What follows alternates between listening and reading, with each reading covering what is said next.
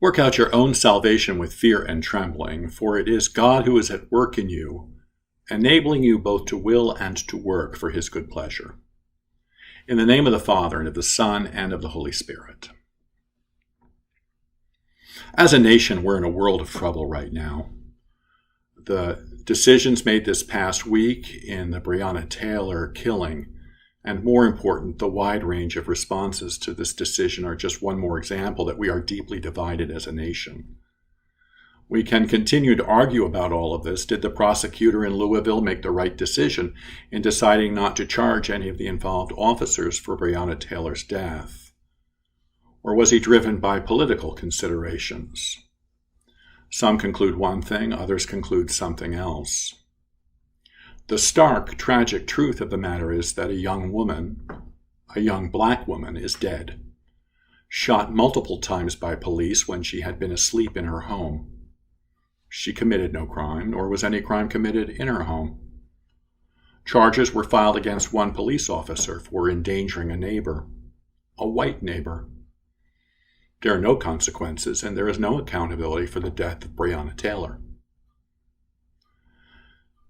Many people are troubled by this, and particularly Black Americans, who seem to be victimized by these kinds of circumstances all too frequently and with the same result. No accountability on the part of others, no one responsible for these Black deaths. What are we going to do? I can assure white Americans that until we recognize the problem exists, that racism and white supremacy exist, and are instrumental in this ongoing pattern of our American life, we will not be well as a nation.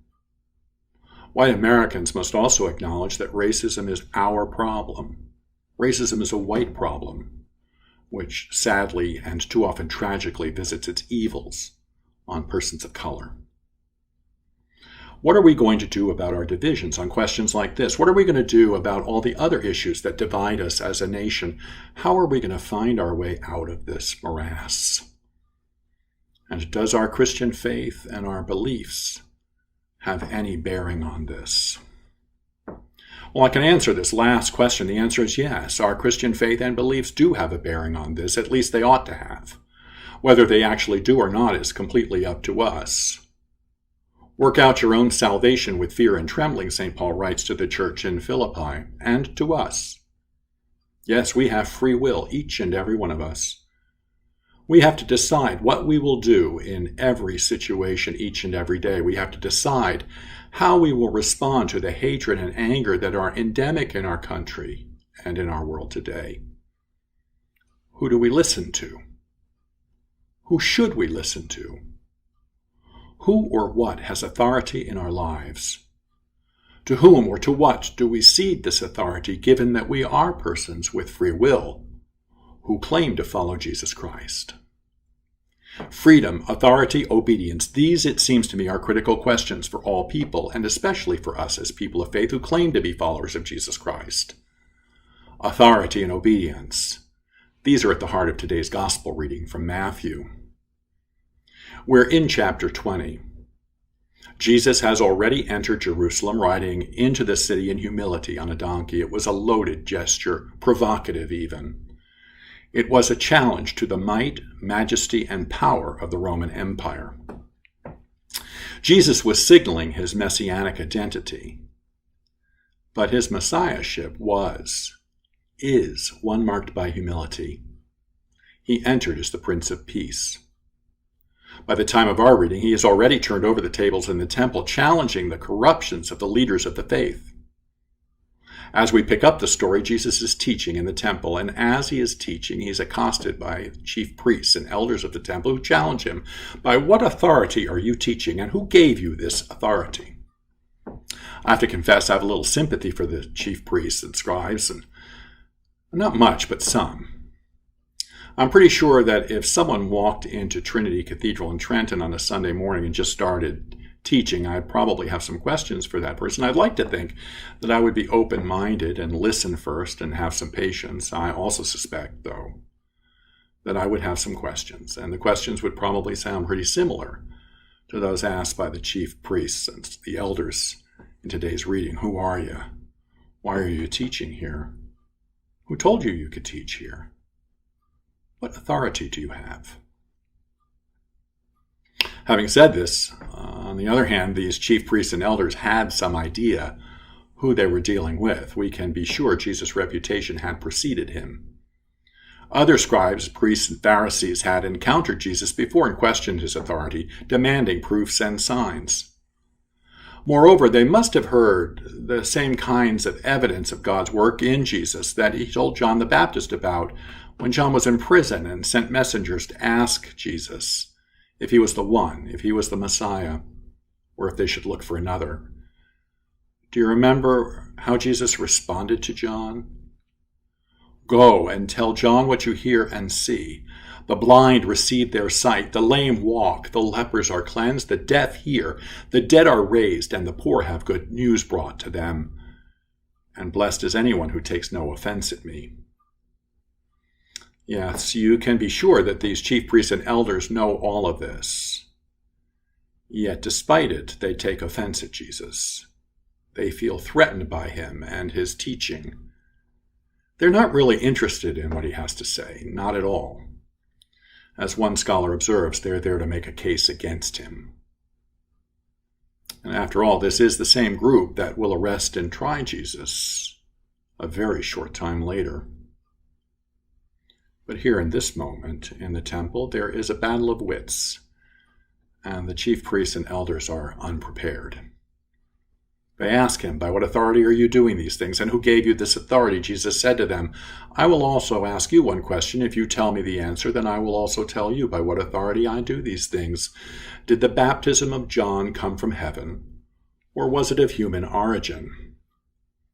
And they argued with one another. If we say from heaven, he will say to us, why then did you not believe him? But if we say of human origin, we're afraid of the crowd, for all regard John as a prophet. So they answered Jesus, we do not know.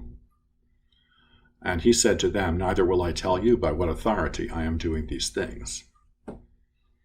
As one commentator observes, his question reverses the trap which the chief priests and elders are trying to set for Jesus.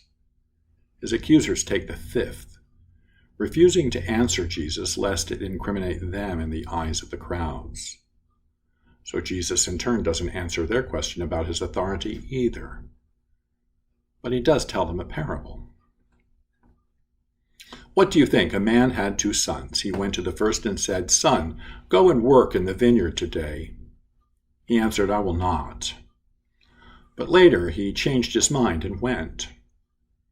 The father went to the second and said the same, and he answered, I go, sir. But he did not go. Which of the 2 did the will of his father? In our online diocesan Bible study this past Wednesday night, when we discussed this passage, I expressed to the group my feeling that neither son had actually done the will of the father, because neither had simply and willingly said yes to the father's request and carried it out. Others in the group disagreed with me and felt that what was said was irrelevant. It was the action that counted. Which son did what the father asked? Did what the father asked. With the chief priests and the elders, they agreed the first, that is, the one who, even though he said no, actually did go and do as the father had asked.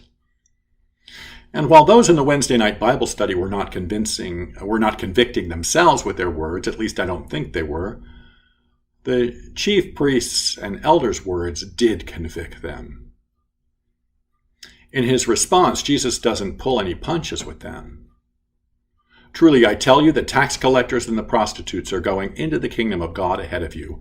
For John came to you in the way of righteousness, and you did not believe him. But the tax collectors and the prostitutes believed him. And even after you saw it, you did not change your minds and believe him. New Testament professor Stanley Saunders captures the significance of this exchange when he observes, quote, Jesus uses this exchange to expose what the leaders really thought about John. The chief priests and elders' failure to believe and respond to John reveals the truth about where they stood, and thus which brother they actually represent. Jesus' authority, in contrast, is affirmed by the integrity of his words, Saunders writes, his words and actions, as well as by its outcomes: gathering and restoration, healing and cleansing, release from demonic powers, restored sight, table fellowship with sinners, and preservation of the least ones, all examples of the fruit of repentance. Saunders goes on to say, apparently, believing entails making a decision about what kind of power is legitimate: Jesus' power or that of the Judean leaders. Saunders then turns it back on us, writing, quote, only Jesus manifests a form of power that requires us to change our minds about the source, nature, and fruit of true power. He asks, can we discern the nature and source of the powers that hold us in thrall? Can we distinguish the fruit of divine power in the midst of all that the powers of this world promise us? Unquote. And this brings me back to where I began. As a nation, we're in a world of trouble right now. Bad trouble. Some are speculating that we could be on the verge of a civil war. Others don't go that far, but do believe that we are faced with the probability of increasing violence, anger, and hatred. It's not good. So where do we stand? Which son or daughter are we in the midst of all of this? Will we be the one who does the Father's will, or will we be disobedient, serving only our own selfish needs and purposes? We are, in fact, living in the middle of the parable of the two sons. To do the Father's will is to live into the fullness of our baptismal faith. To do the Father's will is to live into our commitment as followers of Jesus and follow the way of love, to which our presiding bishop, Michael Curry, keeps calling us. This is our work. The Father has sent us into the vineyard to do this work. The way of love is not easy. The way of love means doing justice, loving kindness and peace, and walking humbly with God. This takes will, our free will. It also takes determination. Too often we don't grapple with the real implications of this. When Congressman John Lewis got into good trouble by submitting to beating after beating during the freedom rides and marches of the 1960s, including that historic brutal beating by police on the Edmund Pettus Bridge, when he refused to respond to violence and injustice with violence, that was an act of the will. It was a will to love. This kind of love is sacrificial, deeply sacrificial. It can cost life, but it also has power to transform the world. St. Paul, who underwent beatings and abuses himself, understood this. His letter to the Philippians was written from a prison cell. Listen to what he writes from that prison cell. Do nothing from selfish ambition or conceit, but in humility regard others as better than yourselves. Let each of you look not to your own interests, but to the interests of others. How strange these words ring in our angry, self-absorbed, me-first culture. In the letter to the Philippians, there is a strong contrast between right glory, the glory that belongs to God, and false glory, the vainglory and conceit that people draw to themselves. This forces us to ask, are we about the greed and selfishness, the vainglory that is being packaged in too many quarters today as a social good? Or are we followers, authentic followers of Christ, whose lives are patterned on Christ's, lives marked by genuine humility and a deep concern for others, which leads to God's glory? To live this kind of sacrificial life is to do what the Father wills. In this we obey God and Christ's command to love. It is self-emptying love. As Lutheran pastor Carl Jacobson writes in a commentary on today's gospel reading, Jesus' parable is in the end a challenge. It asks us how we will respond to the truth of the gospel. Will we change our mind and believe or not?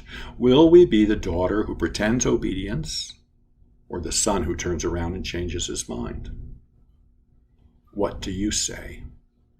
Which son or daughter will you be? Work out your own salvation with fear and trembling, for it is God who is at work in you, enabling you both to will and to work for his good pleasure.